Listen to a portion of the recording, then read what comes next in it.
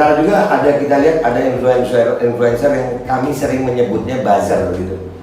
Ya akunnya aman-aman aja. Kalau yang nampilkan Habib Rizik dari kita itu di banned. Tapi kalau ada yang nampilin Habib Rizik dari mereka dengan menghina, aman. Sama-sama Habib Rizik nih. Ini contoh kasus aja. Sama-sama Habib Rizik, sama-sama HBS, sama-sama kegiatan yang Islam. Ini bukan tentang keagamaan. Kenapa Islam sering disorot? Saya sadar sebagai belajar juga saya tentang civil society, karena memang mayoritas di sini. Jadi wajar aja kelihatan tampak jelas gitu. Tapi saya yakin permasalahan ini juga menimpa ke seluruh semuanya. Ini akhirnya kan sekarang kita merasakan semua. Brigadir J ini siapa? Rakyat umum bukan? Dia aparat kok. Aparat sedang bertugas, ajudan. Artinya dia itu orang dekatnya Sambo, emang deket banget. Ajudan. Dia tahu tuh rahasia Sambo, dia tahu jadwal Sambo. Itu disikat. Jadi wajar aja kalau yang paling dekat aja disikat, apalagi yang jauh kan gitu. Iya. Artinya mereka dibiayai, tapi sekarang lagi kasih serbahan gitu. Siapa lagi yang disikat udah nggak ada. Ini dari Sambo ini bukan kadrun. Ya, yang mati juga bukan orang Islam. Ya, dan ini gua mau mengajak seluruh umat Islam dan seluruh umat beragama. Ayo, dulu banyak dari saudara-saudara gue Muslim mengatakan begini, ayo kita jadi rakyat Indonesia yang berjuang untuk Islam di Indonesia. Sekarang gua ngajak semuanya balik deh gitu. Kita balik ini. Jadi orang Islam yang memperjuangkan seluruh rakyat Indonesia. Sekarang ada Babe Rolen, Babe Roti Molen. Roti ini dibuat yang pasti rasanya enak ya, ada 3 rasa. Nih, ada pisang keju, ada tape keju, ada pisang coklat.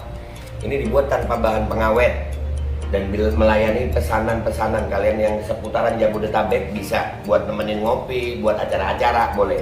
Dan ini karena gua paling suka pisang keju, nih gua dulu yang nyoba nih. Nih dia tuh kayak crunchy gitu depannya tuh.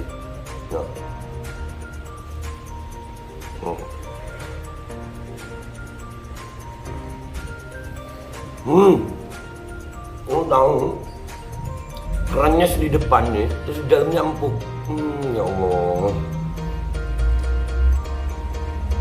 Udah nggak usah lama-lama, lu kalau kepingin langsung pesen aja, itu ada nomor WA-nya, nanti gua kalau cantumin, ada juga IG-nya, langsung pesen, murah. Ini cuman nanti dia tanya itu 35.000 kalau nggak salah, ya.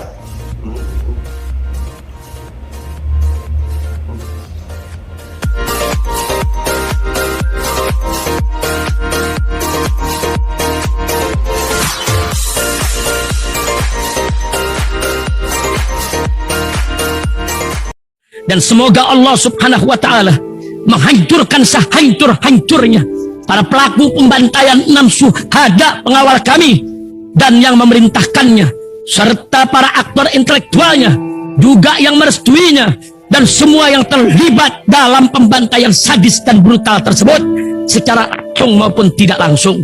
Allahumma dammirhum tadmira waqtulhum badada wala tughadir minhum ahada ya qawi ya matin ya muntaqim amin ya rabbal alamin. Allahu Akbar, Allahu Akbar. Babe Aldo bisa sharing seperti apa sih yang dihadapi selama ini? Alhamdulillah, terima kasih semuanya, Colvin dan semua yang hadir, Bang Hadis, ahli dan moderator. Ya, jadi saya mau ngawalin tentang keadilan ya. Sebetulnya para penegak hukum itu ada polisi, jaksa, pengadilan, hakim, dan juga lawyer. Ada yang kelima mestinya, YouTuber gitu. Karena kita udah nggak bisa lagi berharap sama media mainstream gitu.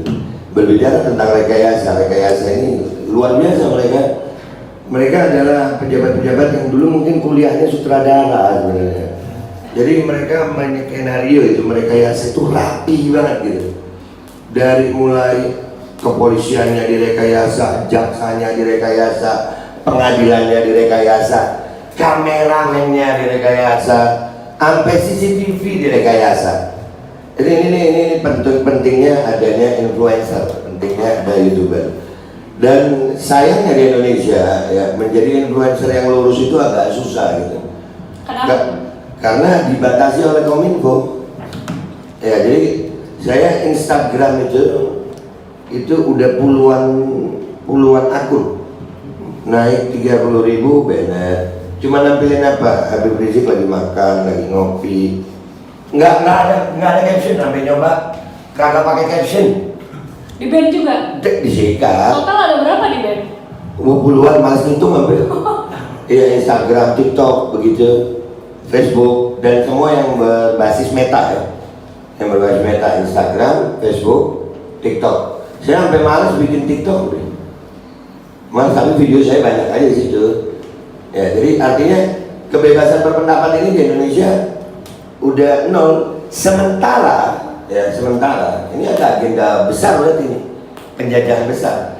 Sementara akun-akun yang menyebarkan berita-berita yang nggak penting gitu, kayak apa itu? Minta maaf ini nanti dibilang gua mau pansos, kagak. SCBD banyaknya anak-anak yang di jalan begitu dibiarin. Kita yang fashion week. Iya, yang begitu. Ya itu kan nggak penting banget, joget-joget, ngapain?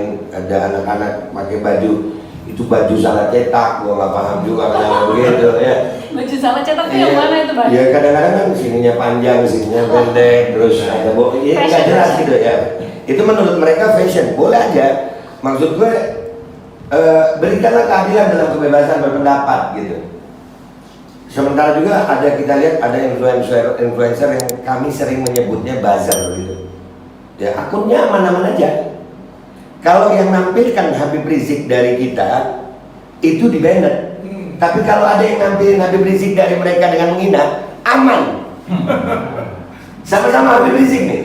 Ini contoh kasus aja. Sama-sama Habib Rizik, sama-sama HBS, sama-sama kegiatan yang Islam. Ini bukan tentang keagamaan. Kenapa Islam sering disorot? Saya sadar sebagai belajar juga saya tentang civil society, karena memang mayoritas di sini. Jadi wajar aja kelihatan tampak jelas gitu. Tapi saya yakin permasalahan ini juga menimpa ke seluruh semuanya. Ini akhirnya kan sekarang kita merasakan semua. Brigadir J ini siapa? Rakyat umum bukan? Dia aparat kok. Aparat sedang bertugas, ajudan. Artinya dia itu orang dekatnya Sambo, emang deket banget. Ajudan. Dia tahu tuh rahasia Sambo, dia tahu jadwal Sambo. Itu disikat. Jadi wajar aja kalau yang paling dekat aja disikat, apalagi yang jauh kan gitu. Iya, jadi itu kalau muslim yang kena, saya sering bilang kepada saudara-saudara saya muslim, kita sering dipropaganda gitu untuk bermusuhan dengan agama lain, dengan suku lain. Itu minta maaf, jangan lagi begitu. Saya udah gak mau lagi ya cebong kampret. Ya itu propaganda perpecahan buat gue. Ya itu propaganda perpecahan. Ini nggak ada cebong kampret sebenarnya, dan itu influencer yang dibayar loh. Itu influencer yang dibayar, dan akun-akun mereka seperti ternak akun. Ya saya memperhatikan itu di Twitter, umpamanya ada salah satu buzzer yang nge-tweet begini, itu akun-akun bodong otomatis auto viral itu. Akun-akun bodong ini tujuannya apa? Siapa yang membuat? Kalau berdasarkan analisa Babe? Ya kita ini bukan orang bodoh gitu ya. Menuduh nggak boleh, tapi kan udah terlalu banyak kasus nih. Rekayasa ini udah terlalu banyak kasus. Ya, ini saya ambil contoh satu deh.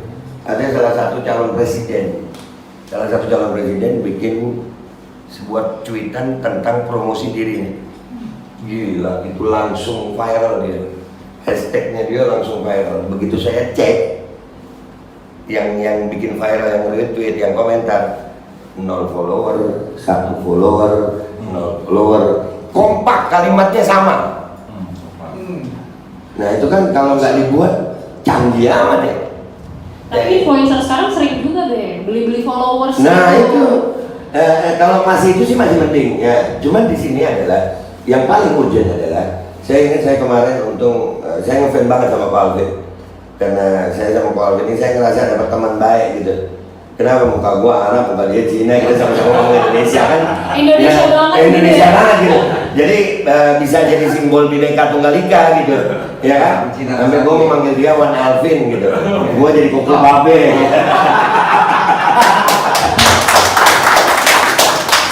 Satu lagi ya. Kemarin dia ngomong ada satu poin penting, penting banget, dan itu benar banget tuh.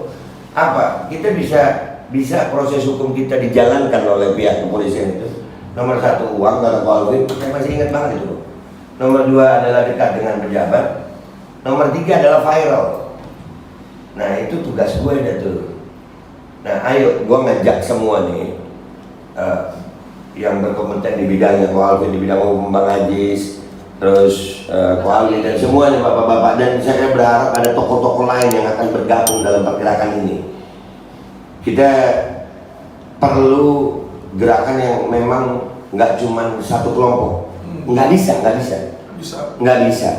Kalau cuma itu, mereka sudah mengakar, ini rekayasa ini sudah mengakar. Tadi Bang Ajis bilang ada 600 kasus rekayasa.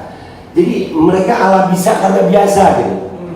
Ya udah kebiasaan, udah gampang banget, alah gampang. Dan itu juga kadang-kadang ada di kita juga kok. Kita juga kadang-kadang kalau lupa bawa STNK kena polisi, alah gampang.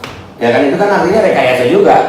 Dan itu ternyata sampai sekarang itu gue mengalami banget. Gue kan aktivis di bidang, salah satu juga di bidang kemanusiaan masalah pandemi ini.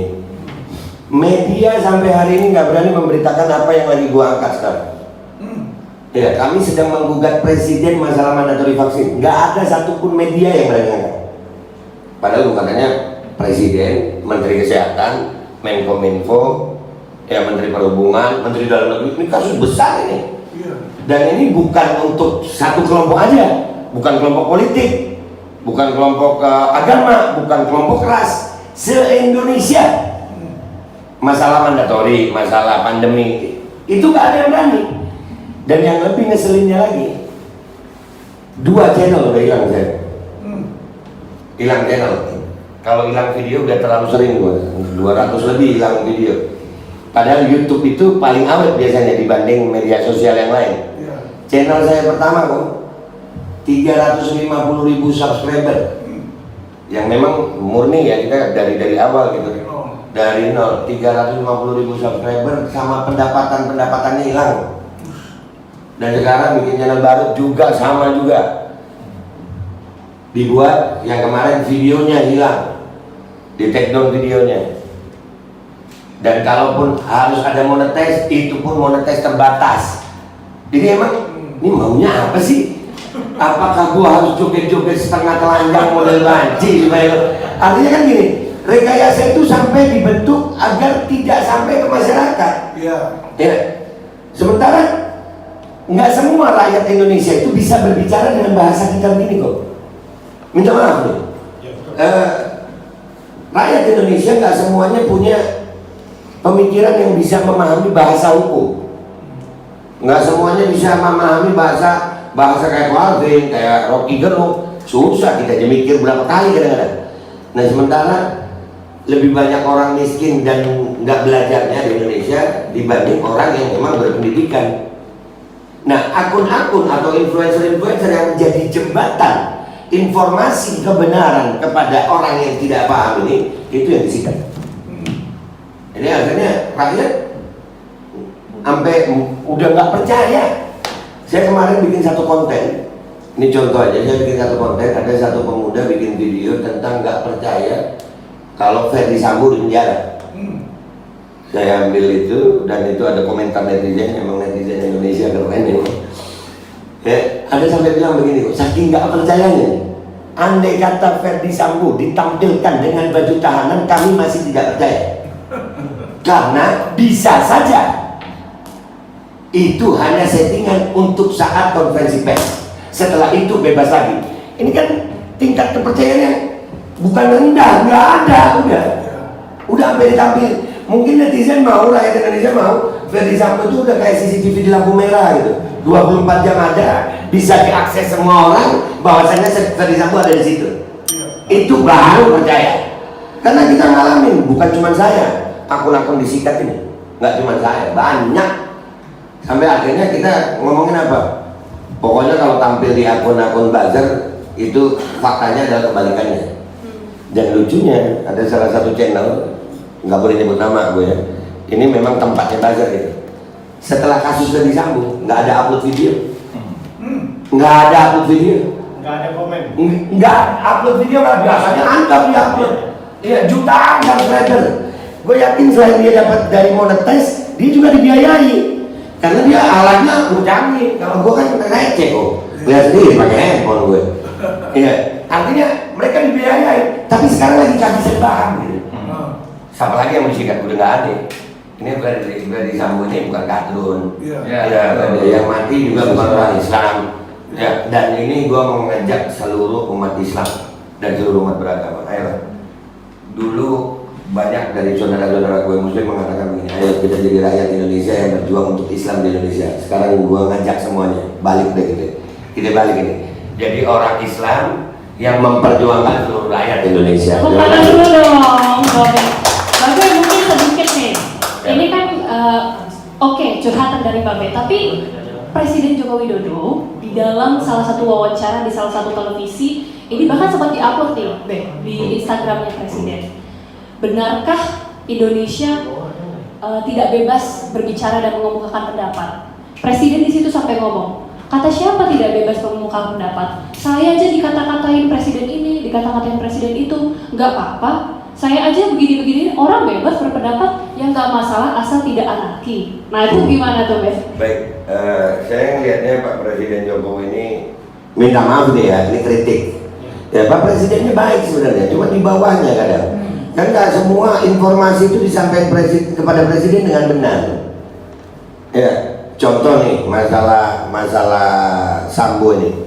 Ada berita juga memberitakan bahwasanya Presiden marah-marah. Kita nggak perlu marah-marahnya Presiden di sini. Ya kalau marah-marah kita nyari nyokap kita godain juga marah nyokap gitu. Iya, kita bukan mau nyari marahnya Presiden, tapi mau nyari tindakannya Presiden. Nah Presiden itu kan dia sosok tertinggi gitu, pemimpin tertinggi. Dia punya pembantu-pembantu. Yang gue curigain itu bukan presidennya sebenarnya, pembantunya itu. Ya, selama ini gini. Setiap ada rapat tertutup presiden dan kabinetnya, Pak Presiden Jokowi selalu mengeluarkan pernyataan yang kok ini ya gitu. Ini berarti ada bisikan-bisikan, yang bisikin siapa sih? Ya, jadi sampai hari ini minta maaf Pak Jokowi itu saking kita ngelihatnya udah jadi korban gitu. Bener, jadi korban. Karena pidato Pak Jokowi itu selalu by text. Kita jarang melihat Pak Jokowi pidato tanpa teks, by teks. Artinya ada yang ngetik ya. Artinya ada yang ngetik dong. Ada yang ngetik, ada yang nyiapin. Beliau pernah bilang Provinsi Padang. Itu typo yang akhirnya dibuat jadi bahan lelucon buat netizen itu. Dan itu bukan, itu kita juga merasa terhina. Kenapa presiden gue? Balik lagi kebebasan berpendapat tadi, jadi gimana, Pak? Jadi Pak Jokowi kalau mau tentang kebebasan berpendapat, Pak jangan cuma dengerin pembantu Bapak, dengerin rakyat juga. Panggil kami, rekonsiliasi semua pihak. Rekonsiliasi. Jangan Presiden Jokowi ini presiden seluruh rakyat Indonesia, bukan hanya presiden bagi yang memilih dia gitu. Dan gue yakin seyakin-yakinnya, karena kenikmatan menjilat sehingga membuat para pembantunya inilah yang akhirnya menyesatkan Pak Jokowi. Keenakan menjilat, jangan sampai direbut, orang tamak gimana?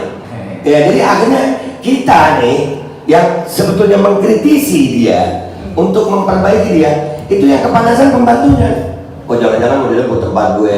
Dan akhirnya informasi ke Pak Jokowi adalah informasi yang salah, sehingga Pak Jokowi yang ngomongnya begitu. Di saat beliau menerima informasi salah, inputnya salah, outputnya salah juga pasti begitu, kurang lebih. Ya. Oke, kita tepuk tangan sekali lagi dong untuk Babe Aldo. Tambahin ya harusnya ke Pak Jokowi, hati-hati Pak, biasa menjilat sering menggigit juga loh. Iya, iya benar. Buat Pak Jokowi hati-hati Pak, kalau udah tulangnya habis biasanya tuanya digigit, hati-hati Pak. Ini nih gawat ini. Silakan Pak Alvin. Jadi saya senang ya ada Babe Aldo di sini, karena kenapa? Di sini membuktikan bahwa keberagaman kami ini tidak menjadi penghalang untuk kami untuk menjadi dekat gitu. Ya, kenapa? Ya. Kita punya tujuan yang sama, demi Indonesia, kecintaan kami terhadap Indonesia di situ. Nah, berbicara tentang topik penyensoran kebebasan berpendapat, ya kan? itu dasen dan dasolennya memang beda di Indonesia. Ya, jadi nggak usah jauh-jauh, bukan hanya Pak Presiden Jokowi. Yang paling gencar bilang bebas berpendapat itu sebenarnya Kapolri.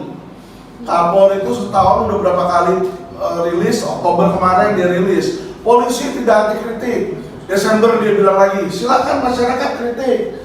Ya kan, buat mural, buat video tentang kritik, ya kan. Juni kemarin bikin lagi, silakan masyarakat kritik, ya kan. Nah saya tuh pikir, saya cinta nih sama Polri, saya mau kritik Untungnya sebelum kritik, saya WA dulu ke beliau, Pak Kapolri, saya mau kritik ya. Terus saya suratin juga resmi, ya kan, saya mau bikin video kritik, membangun bla bla bla bla.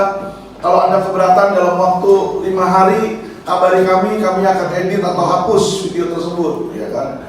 Dijawab WA saya, silakan, ya kan, berpendapat, silakan keras nggak apa-apa, yang penting objektif. Oke, saya bikin dong, dapat lampu hijau kan. Saya bikinlah video tersebut. Habis saya bikin video tersebut tayang, saya WA lagi dan saya surati lagi, Pak, videonya sudah ada. Ini, ya kalau keberatan, saya bersedia ralat, saya bersedia edit. Udah saya bilang loh, video ini untuk kritik loh. Dan kalau misalnya keberatan, infoin saya hapus. Apa yang terjadi? Ya kan, beliaunya kagak bikin laporan polisi. Anak buahnya tuh AKBP Pujiarto, Kasubdit Renata, bikin laporan polisi. Dia bilang Alvin mengkritik, Alvin melawan penguasa. Wah, dia bikin LP hari ini, 1 minggu langsung naik sidik. Sedangkan Oso ini 3 tahun laporan polisinya. Saya bingung, saya bilang, jadi yang lapor itu Kasubdit Renata, yang proses Kasubdit Kamnek lagi. Pak, saya di BAP masalah video tersebut itu 17 penyidik, 17. Saya bilang, saya lawyer loh, saya nggak bawa senjata loh di sini, ya kan. Sampai sorry ya, bolpen lagi itu nggak boleh bawa, bukan cuma handphone nih, bolpen nggak boleh. Dia yang siapin katanya bolpen dia, takut bolpennya itu ada rekamannya. Ini apa, ini cincin, dia bilang itu ada perekamnya bukan? Udah saking stres dia kan di situ. Saya bingung, kalau memang dia benar, kenapa sih mesti takut? Kenapa sih mesti takut direkam? Kalau rekaman disalahgunakan, Anda punya hak untuk melaporkan kok kalau pencemaran nama baik. Kan di situ ya. Jadi benar seperti yang Mbak Bialdo bilang tadi, ya kan, kalau dalam Jokowi dia bilang, oh ya silakan kritik, silakan bebas. Anak buahnya kagak, ini pun juga sama. Kapolri bilang silakan. Untung aja saya ada surat-suratnya. Jadi ketika dibawa pertanyaan pertama di media, mengapa Anda membuat? Saya bilang karena saya disuruh sama Bapak Kapolri bikin video kritik. Saya bilang itu. Kalau nggak disuruh saya juga nggak mau bikin. Udah pusing dia udah kalau jawabannya dari gitu. Berarti kan leadernya siapa kan yang nyuruh kan? Stop. Nah itulah kalau orang nggak ngerti hukum, ya kan, bisa dijebak seperti orang bisa merasa itu sebagai jebakan loh. Silakan lapor, silakan, dia nggak suka. Semua yang nggak suka pada angkat tangan nih. Ternyata tiba-tiba yang nggak suka keluar, tembak mati semua karena menyisihkan, itu bahaya di situ ya. Oke. Terima kasih Pak Alvin dan juga Babe tentunya yang tadi sudah mengemukakan bagaimana sih sebenarnya darurat kebebasan berpendapat, tapi tentunya masih besar harapan kita ya sebagai masyarakat Indonesia, tentunya ini bisa Dan semoga Allah subhanahu wa ta'ala menghancurkan sehancur-hancurnya para pelaku pembantaian 6 syuhada pengawal kami dan yang memerintahkannya, serta para aktor intelektualnya juga yang merestuinya, dan semua yang terlibat dalam pembantaian sadis dan brutal tersebut secara langsung maupun tidak langsung. Allahumma dammirhum tadmira waqtulhum badada wala tughadir minhum ahada ya qawi ya matin ya muntaqim. Amin ya rabbal. Assalamualaikum warahmatullahi wabarakatuh. Ini nggak usah lama-lama buat seluruh rakyat Indonesia. Alhamdulillah Majelis Penderitaan Rakyat dengan kekuatan yang ada sekarang sudah sampai di sidang PT UN, dan kita masih banyak yang akan kita gugat lagi tentang masalah mandatori vaksin. Jujur aja kami kesulitan untuk dana untuk operasional. Ya, dengan segala kerendahan hati kami mengajak semua rakyat Indonesia yang mau, sekali lagi yang mau, gak ada paksaan untuk yang tidak mau. Ini ada meme-nya atau flyernya atau apa namanya. Lu catet deh, ayo sama-sama kita berjuang untuk stop mandatori vaksin. Dah, gitu aja, gua tunggu partisipasi kalian semuanya. Gua nggak mau meminta pada lembaga tertentu, gua nggak mau minta pada partai tertentu, karena ini perjuangan untuk rakyat Indonesia. Gua nggak berafiliasi dengan kelompok tertentu, gua nggak berafiliasi dengan partai tertentu, karena gua rakyat Indonesia yang untuk rakyat Indonesia. Kapan lagi kita berjuang dari rakyat untuk rakyat demi rakyat? Merdeka, Allahu Akbar.